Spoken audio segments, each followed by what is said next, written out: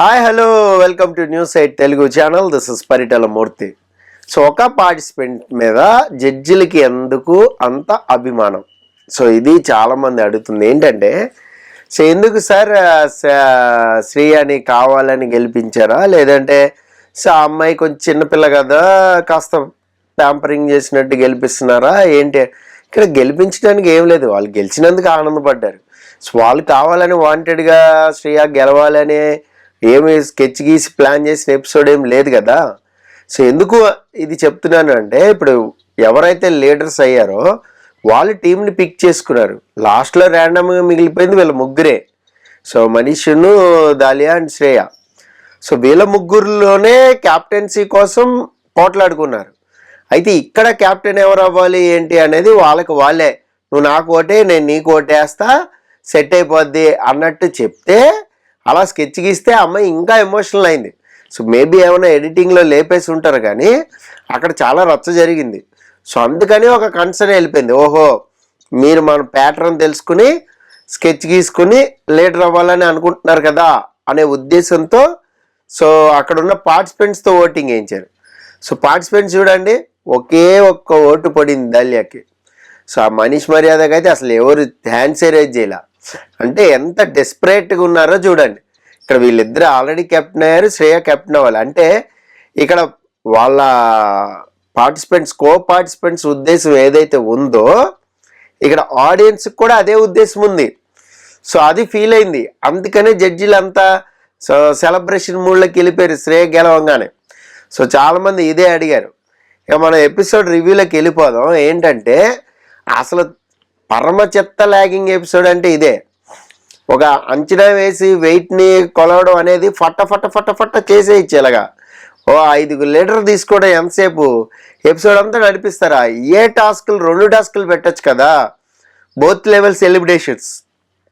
ఇటు సైడ్ నుంచి 2 సైడ్స్ బెలూన్లు పెట్టచ్చు, రాడ్లు పెట్టచ్చు. అటు తీసేవాళ్ళు అటు, ఇటు తీసేవాళ్ళు ఇటు. సో అది కొంచెం ఇంట్రెస్టింగ్గా అయినా ఉండేది.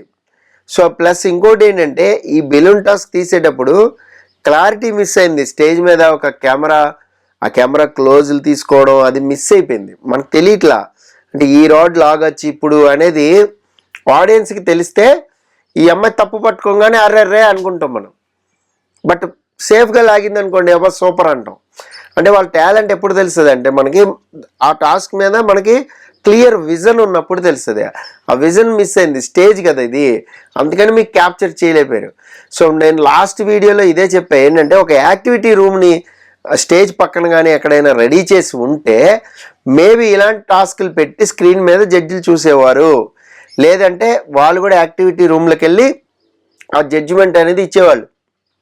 ఇంత బడ్జెట్ లేదా, అన్ని ఇంత స్పాన్సర్ పెట్టారు, ఇంత స్టేజ్ వేశారు, అద్భుతమైన అగ్ని పరీక్ష, బిందు మాధవి, అభిజిత్, నవదీప్ లాంటి వాళ్ళని తీసుకుని వచ్చారు, రెమ్యునరేషన్స్ ఇచ్చి శ్రీముఖి హోస్ట్ చేసింది.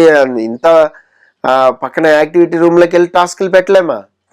అప్పుడు చాలా టాస్కులు పెట్టుకోవచ్చు. వినాయక చవితి వచ్చింది, ఉట్టి టాస్క్ పెట్టుకోవచ్చు, ఆ ఫెస్టివల్ 3 తీసుకురావచ్చు వాళ్ళతోనే. సో అది కూడా లేదు.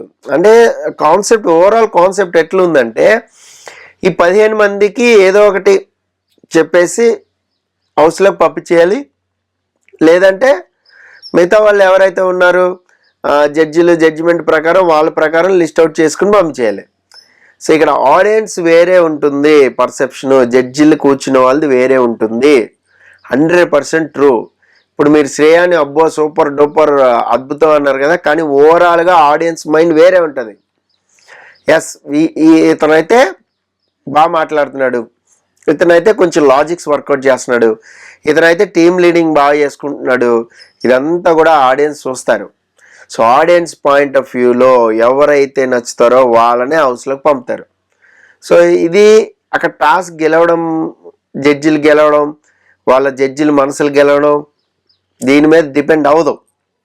మనకు తెలుసు, సీజన్ 2 నుంచి చెప్పుకుంటాం మనం, టాస్కులు గెలిస్తే బిగ్ బాస్ విన్నర్ అవ్వరు. టాస్కులు ఓడిపోయినా, టాస్కులు ఆడకపోయినా మన మెచ్యూరిటీ ఆఫ్ లెవెల్సే ఆడియన్స్కి నచ్చేది.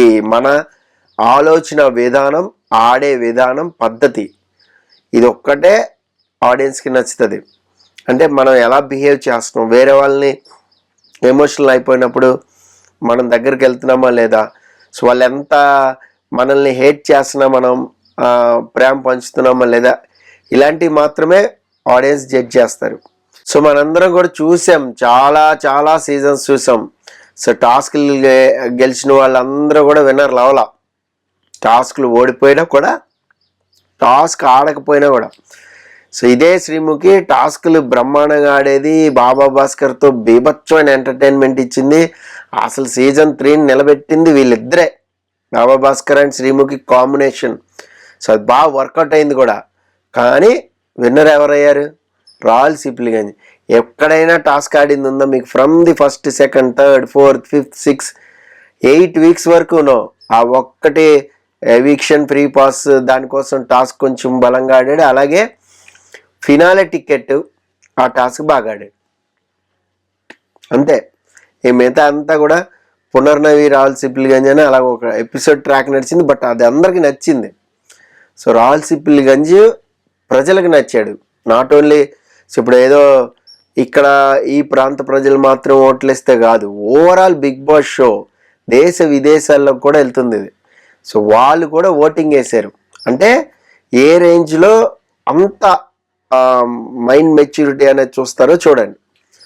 సో కాబట్టి ఈ 15 మందిలో కూడా సో సెలక్షన్ పీపుల్ ఉన్నారు, కొంతమంది ఉన్నారు, వాళ్ళకి ఖచ్చితంగా ఓట్లు పడిపోయి ముందుకు వెళ్ళిపోయారు. ఇందులో ఇన్ఫ్లుయెన్సర్స్ కూడా ఉన్నారు. ఇన్ఫ్లుయెన్సర్స్ కూడా సో భారీగానే ఓటింగ్ జరిగింది మరి అన్అఫిషియల్లో.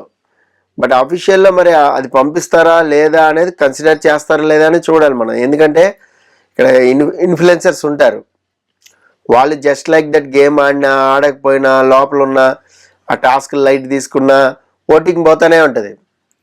ఎందుకంటే ఫాలోవర్స్, ఫ్యాన్స్, అభిమానులు, మా అన్న గెలవాలి లేదా మా అక్క గెలవాలి ఇలా వెళ్ళిపోతూ ఉంటుంది. సో అది కొంచెం కరెక్ట్ కాదు. గేమ్ అనేది ఎవరైతే బాగా ఆడతారో వాళ్ళని ముందుకు తీసుకెళ్ళాలి. అది లాంగ్ జర్నీలో అవుతుంది, డౌటే లేదు. బ్రేక్ చేస్తారు కూడా 100%. సో మరి ఈసారి ఈ 15 మందిలో ఏంటనేది మనం చూద్దాం. సో ఫస్ట్ అయితే ఆ టాస్క్లో ఏది పెట్టారు, ఎజంప్షన్ చేయాలి, వెయిట్, ఆ వెయిట్ పెట్టుకున్నారు. సో దాన్ని బట్టి స్ట్రాలు ఎన్ని ఉన్నాయి లెక్క పెట్టమన్నారు. సో దాన్ని బట్టి లీడర్షిప్ అనేది ఇచ్చారు. ఆ తర్వాత బెలూన్ టాస్క్. ఈ టాస్క్లో ఫస్ట్ ఉన్న అడ్వాంటేజ్ ఏంటి అంటే, ఎవరైతే వేరే వాళ్ళు స్ట్రాంగ్ టీం అనుకుంటారో, ఒక స్ట్రాటజీ వీళ్ళు తీసేస్తున్నారు బాగా అనుకుంటారో వాళ్ళని లాస్ట్లో పంపాలి. ఇక్కడ ఏం చేశారు, ఎలిమినేట్ చేసేద్దాం అనుకున్న వాళ్ళని ఇమ్మీడియట్గా తీయమని పంపించారు. ఇక్కడే చూడండి, ఇంకొకరు కూడా రిపీటెడ్గా వాళ్ళని పిలవాల. రిపీటెడ్గా పిలిచుంటే మాత్రం తెలిసిపోయేది.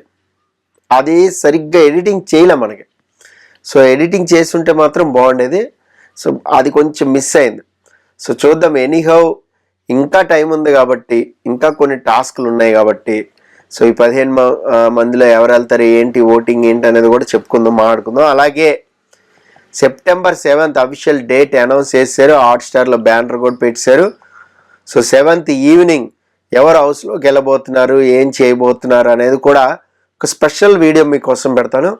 సో News8 తెలుగు ఛానల్ మన సొంత ఛానల్, దీన్ని ప్లీజ్ సబ్స్క్రైబ్ చేసుకోండి.